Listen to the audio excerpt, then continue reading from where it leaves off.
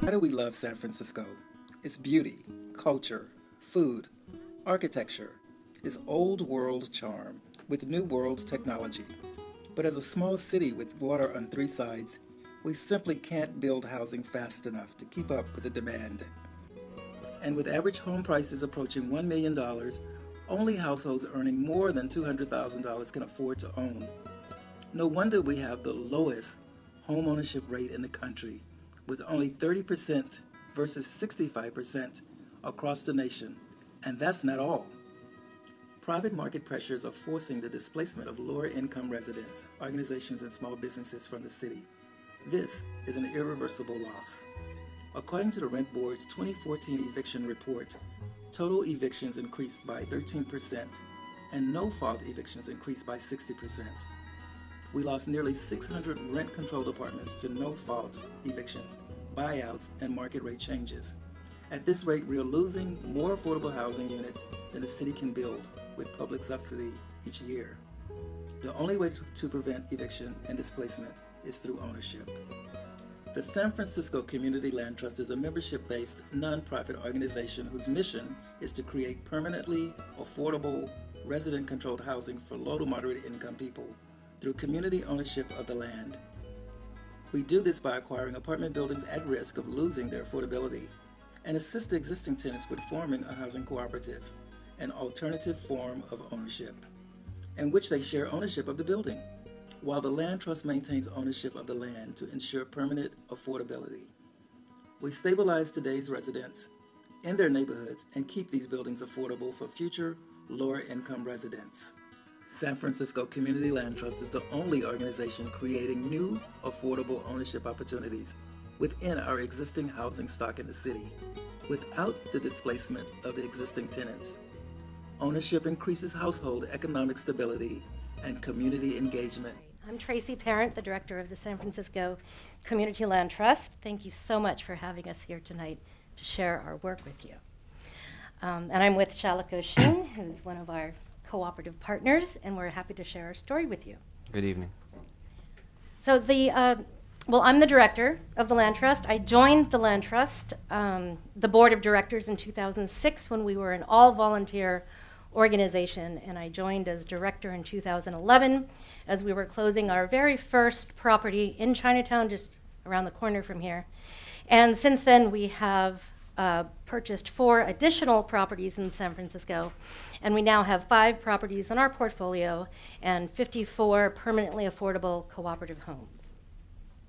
And I want to share with you that I not only believe that housing is a human right, but I personally believe that home ownership adds value, vibrancy, and deeper democratic participation to any community. And something that's lacking in San Francisco is ownership. As the data shows, we have one of the lowest home ownership rates in the nation, second only to Manhattan. And because of this, we have a lot of instability across the city.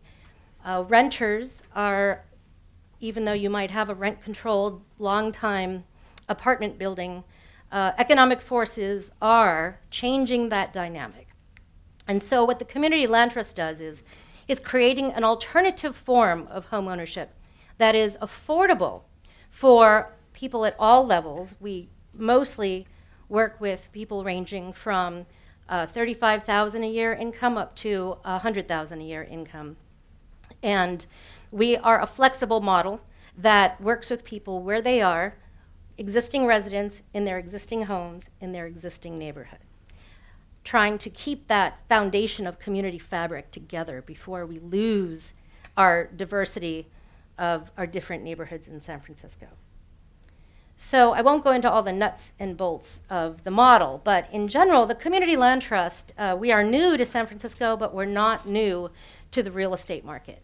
Over the past 40 years, there are close to 200 land trusts across the country working on this form of shared ownership where the land trust, as a community-based, democratic, member-based organization, keeps title to the land while the people who are using the housing, whether it's single-family home or multi-unit apartments, own and control the building that they're living in. In this way, it's shared. We take the speculation out of real estate so that the people who are the homeowners don't feel the ups and downs of the economic market. Therefore, it can be continually affordable, even with a small amount of appreciation for the residents living in the home. But real estate and ownership is not just about appreciation. We feel it's about deeper connection to your community, pride of ownership, being able to decide what you want to invest in your home. And especially through cooperative home ownership, it's built-in democratic participation, something that we don't come across every day anymore. We're losing our unions. There's not a lot of democratic structures in our community, and we feel like cooperative housing does provide that democratic structure for people to exercise the democratic muscle, not just once a year during the elections. So there are many reasons why we believe in ownership. The challenge in San Francisco is that, well, first of all, we can't afford single-family homes in San Francisco because they're like $1 million per house. But we work with multifamily apartment buildings, but we have to buy them from the private market. So it's not a very fast growing housing game. In 5 years, we've bought 5 properties, but a grant from Battery Powered for 3 years at around $75,000 a year would really give us the infusion we need to enable us as the member-based organization to get out into the community more, to buy more buildings and double our portfolio. Doubling our portfolio from 50 to 100 units.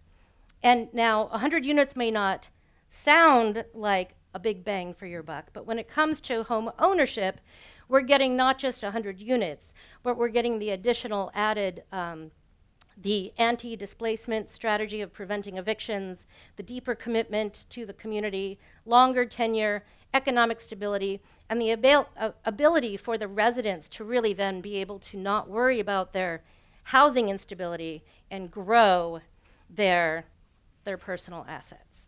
And so now I'd like to turn it over to Shalako. Good evening. My name's Shalako, and I'm hearing Tracy say a lot of inspiring things, but you may be wondering what this all means, where the tires hit the pavement. So I'm going to quickly tell my story and how I came to work with the SFCLT and in hopes of making it a bit more tangible. So I'm a photographer in San Francisco, and I specialize in capturing the unique people and spaces of the city, from individual artists to big tech companies. I was co-opted by tech and was working in web development when I decided to make the jump and go for doing photography full-time, which is my main passion. I worked at Airbnb for a minute and then made the full jump into just going out on my own and using that little stepping stone to make that big leap.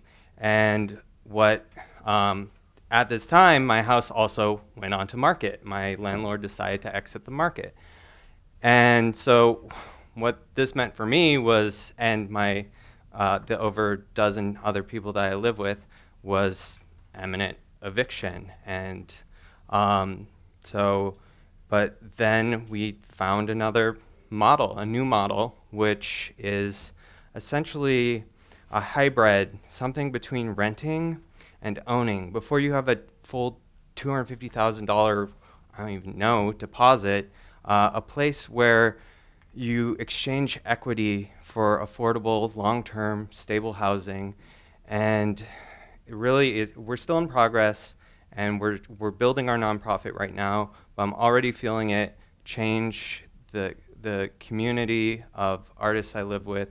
Now you have an ownership, you have a stability, you feel like you can take your space and really do what you want to, or realize your own vision. You're not worried about someone else's financial investment.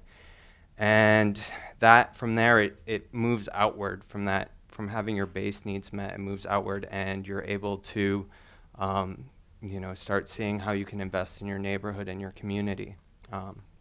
So yeah, it's really, I see it as a new model that we're sort of incubating here, and has an opportunity to change how housing from a commercial model to a sustainable owner, like resident owned model. Oh, thank you.